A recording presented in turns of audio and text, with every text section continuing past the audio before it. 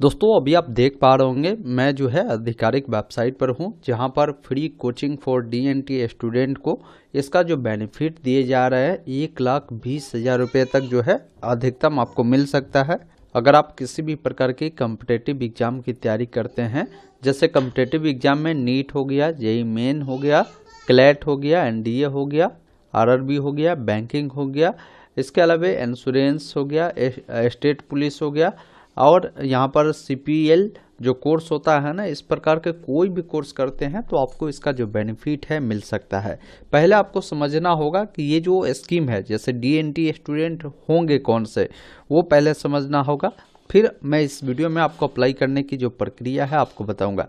बाकी यहाँ पर देखेंगे ना, सामाजिक न्याय और अधिकारिता मंत्रालय के द्वारा भी एक वीडियो जारी कर मैसेज दिया गया है इस स्कीम को लेकर, आप इसको देख सकते हैं। बाकी इस वेबसाइट पर आना कैसे है, तो इसकी जो है ना, इस बोर्ड का जो नाम है development and welfare board for D notified, जो कि DWBDNC के नाम से भी जाना जाता है। योजना का नाम ही free coaching for DNT student है। अब ये जो योजना जो चलाई जाती है केंद्र सरकार के द्वारा चलाई जाती है, आवेदन पहले से शुरू हो चुका है। इसका अंतिम तिथि अभी 16 दिसंबर है। हो सकता है बाद में ये तिथि जो है आगे बढ़ाई जाए। ऑनलाइन माध्यम से आप आवेदन कर सकते हैं, ये वेबसाइट है। अब आपके मन में ये कन्फ्यूजन होगा कि फॉर्म कौन भर सकता है, तो देखिए फॉर्म को भरने के लिए यहाँ पर एलिजिबिलिटी बताया गया है कि आप भारतीय नागरिक है, मतलब किसी भी राज्य के निवासी है, फॉर्म को अप्लाई कर सकते हैं। 12वीं आपको पास होना होगा, या 12वीं में आप पढ़ाई कर रहे हैं फिर भी आप इसके लिए आवेदन कर सकते हैं। आपकी जो पारिवारिक आय है ना, 8 लाख रुपए से कम होनी चाहिए। और बोल रहा है कि आवेदक जो है, जो विद्यार्थी है, पहले से किसी फ्री कोचिंग योजना का लाभ नहीं लिया हो तो इसका बेनिफिट जो है ले सकता है। डॉक्यूमेंट की बात करें तो ये कुछ डॉक्यूमेंट है जो आपको प्रस्तुत करने होंगे, देने होंगे, आप इसके लिए बेनिफिट ले सकते हैं। अब इसमें क्या आपको बेनिफिट मिलेंगे वो समझ लीजिए। जैसे यहाँ पर देखिए, अगर आप आरआरबी यानी जो रेलवे होते हैं, रेलवे के किसी भी प्रकार की प्रतियोगी परीक्षा की तैयारी कर रहे हैं, या स्टेट पुलिस की कोई भी परीक्षा की तैयारी करते हैं, तो आपको मैक्सिमम 40,000 रुपये तक मिल सकता है। और यहाँ पर कोर्स का जो ड्यूरेशन होगा 6 मंथ होने वाला है।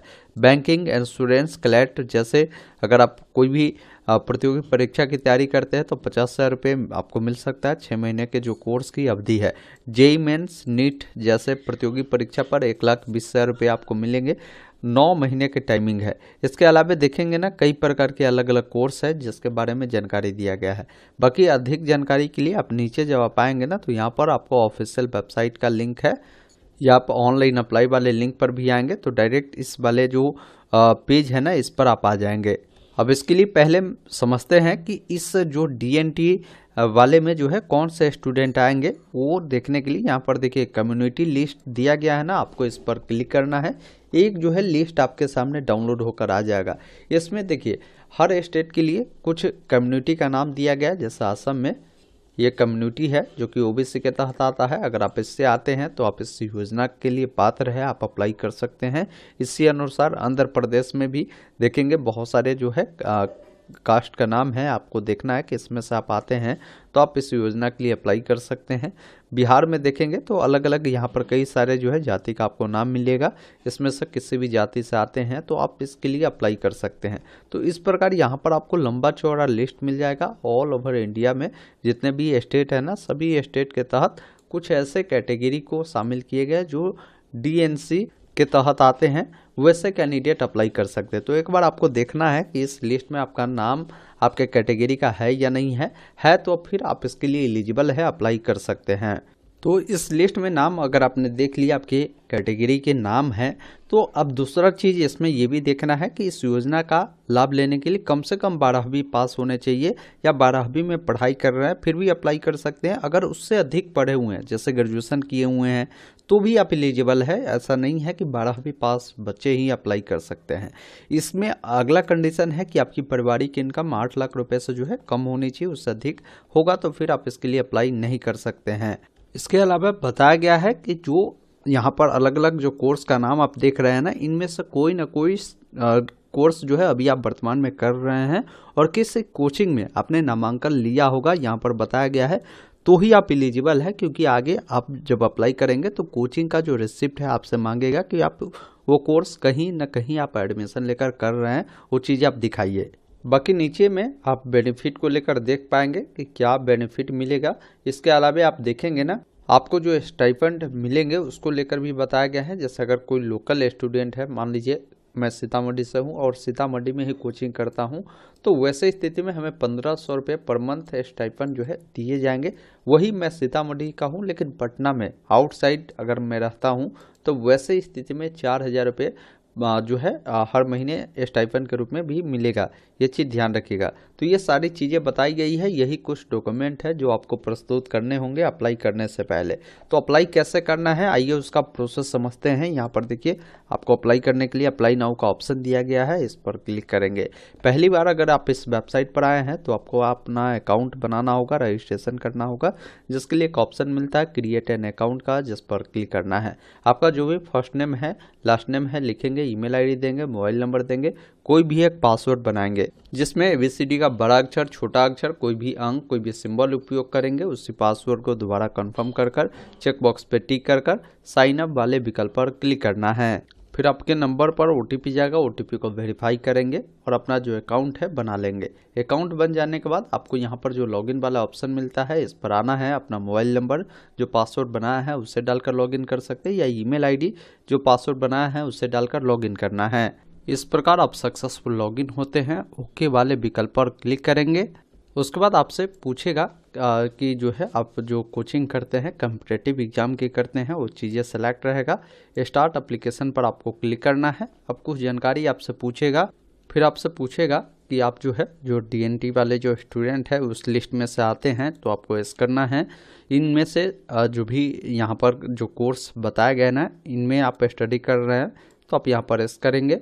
फिर आप 12वीं कक्षा पास है या उससे ऊपर है तो आप यहाँ पर ऐसा करेंगे। आपकी पारिवारिक इनकम 8 लाख से कम है तो आप यहाँ पर ऐसा करेंगे और चेक योर एलिजिबिलिटी पर क्लिक करेंगे तो बताएगा कि आप इसके लिए एलिजिबल है। आप ओके वाले विकल्प पर क्लिक करेंगे। फिर यहाँ पर बोलेगा कि आप अपना आधार को वेरीफाई करें, तो वेरीफाई आधार वाले विकल्प पर आपको क्लिक करना है। यहाँ पर आपको अपना आधार नंबर फिल कर नेक्स्ट करना है। आपके आधार से लिंक नंबर पर OTP जाएगा, उसको डालकर सबमिट वाले विकल्प पर क्लिक करेंगे। आपने जो भी अपना जो डिजीलॉकर का अगर एमपिन बनाया होगा जो डाला है उससे डाल ले, नहीं तो यहाँ से फॉरगेट कर सकते हैं। उसके बाद आपके सामने कंसेंट आएगा, आपको इसको अलाउ कर देना है। तो बोल रहा है कि आप पहले यहाँ से डॉक्यूमेंट को बताएं कि क्या क्या आप अलाउ कर रहे हैं। तो यहाँ से आप अपनी जो डॉक्यूमेंट है उसको सेलेक्ट कर आप जैसे ही अलाउ करेंगे, इस प्रकार आपकी जो डिटेल है ये प्रोसेसिंग होगा, आपको ऑटोमेटिक यहाँ पर रिडायरेक्ट करेगा। बाकी पहले से अगर आपने अप्लाई किया होगा तो जानकारी भी दिखाएगा कि आप किस किस चीज़ के लिए अप्लाई किए हैं। अब यहाँ पर अगर आपका एक से अधिक अकाउंट होगा तो उसकी जानकारी भी मिलेगी। आप किस अकाउंट से आगे बढ़ना चाहते हैं उस अकाउंट को चुनकर नीचे में सबमिट का ऑप्शन मिलेगा, आप सबमिट करेंगे।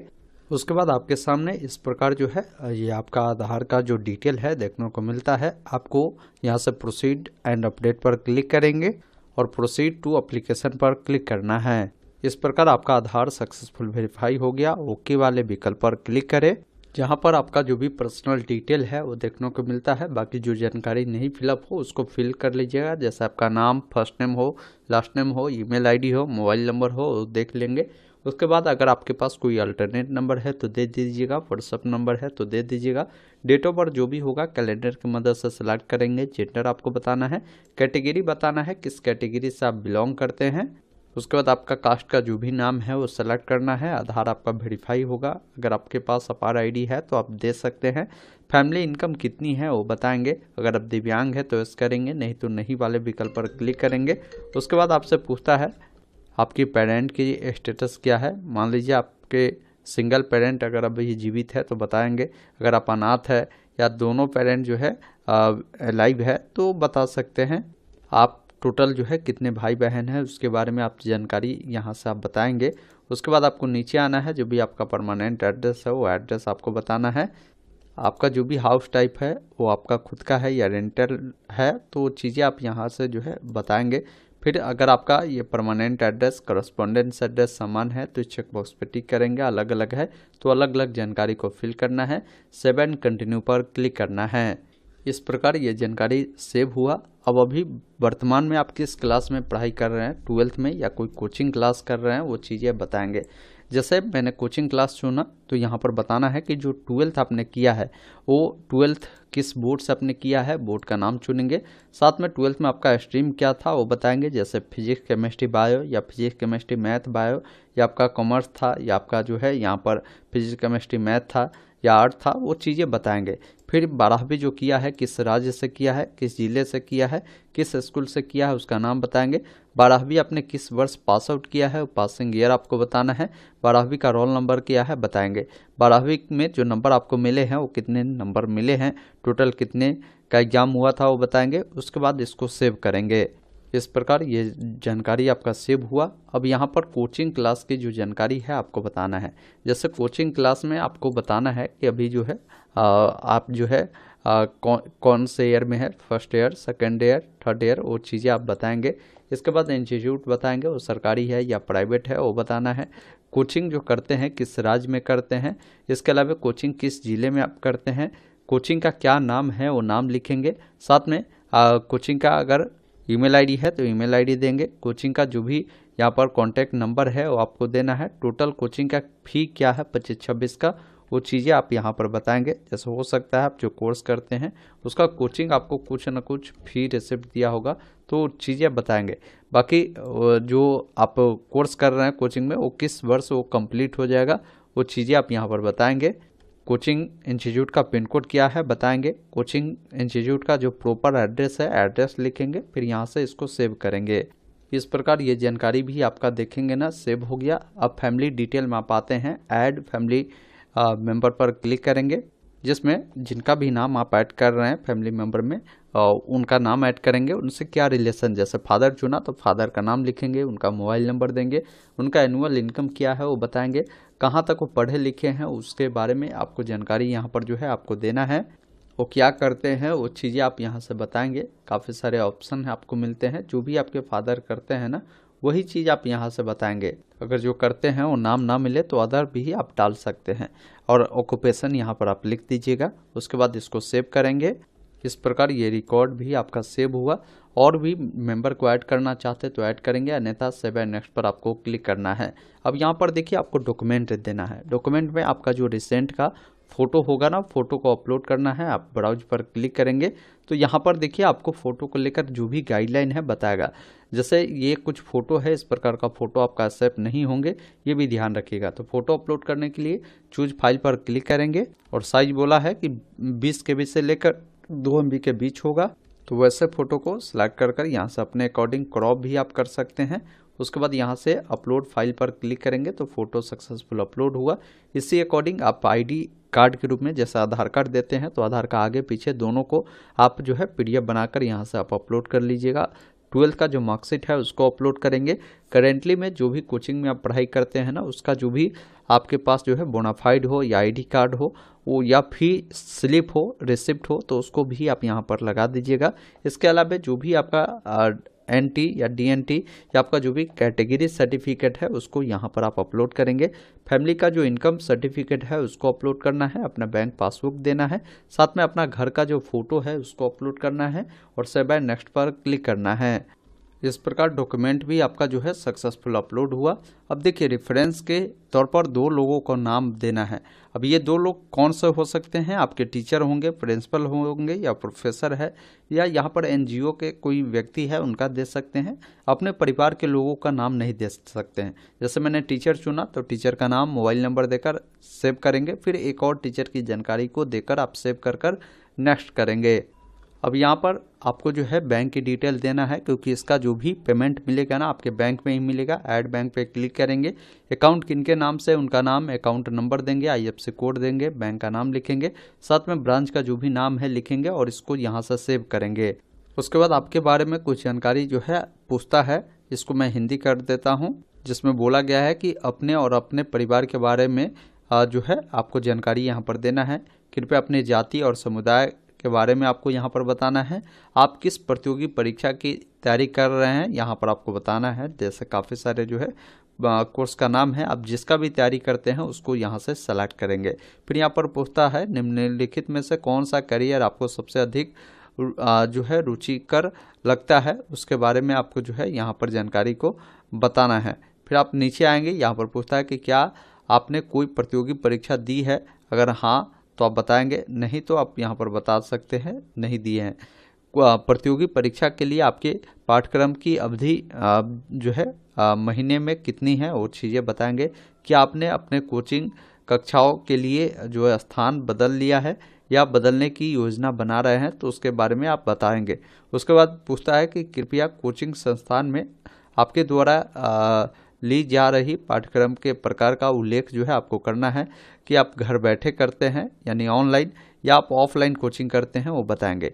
क्या आपने केंद्र सरकार या राज्य सरकार की इस तरह की किसी योजना के तहत जो है आपने बेनिफिट लिया है छात्रवृत्ति का, तो बताया, नहीं तो नहीं वाले विकल्प पर क्लिक करें।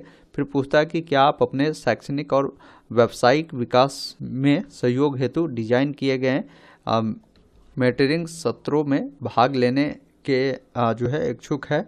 उन सत्रों में व्यक्तिगत बैठकें, समूह वेबिनार और छात्रवृत्ति अवधि के दौरान एक नामित जो मेंटर है से निरंतर मार्गदर्शन शामिल हो सकता है, तो आप बता सकते हैं। उसके बाद इसको यहाँ से सेव करेंगे।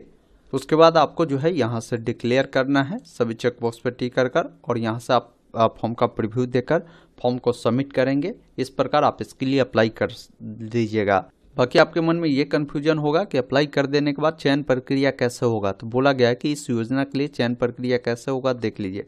इसमें बोला गया है कि इसके लिए जब आप अप्लाई कर देते हैं ना, तो उसके बाद जैसे ही ये ऑनलाइन आवेदन बंद होगा उसके बाद आपका जो मेरिट लिस्ट है वो तैयार किया जाएगा। अब मेरिट लिस्ट जो तैयार होगा आपकी जो जानकारी आपने दिया है उसके अकॉर्डिंग, आपके डॉक्यूमेंट को चेक करने के अकॉर्डिंग होगा। अब जब आप इसमें सेलेक्ट किए जाते हैं ना, तो इसका मेरिट लिस्ट इनके वेबसाइट पर जारी होता है। फिर आपका क्या है ना कि स्कैनिंग होती है, मतलब जो टीम है वो आपसे बात करते हैं, डॉक्यूमेंट चेक करते हैं, आपकी वेरिफिकेशन करते हैं, सभी कुछ सही पाया जाता है, तब आपको इसका जो बेनिफिट है आपको दिए जाते हैं। तो इस प्रकार अगर आप चाहते हैं इस योजना के लिए अप्लाई करना, तो आप इसके लिए अप्लाई कर सकते हैं। अगर आपका कैटेगरी का नाम लिस्ट में है, एक बार देख लीजिए, मैं लिंक आपको दे दूंगा इस वेबसाइट पर भी, वहां से भी उसको डाउनलोड कर सकते हैं।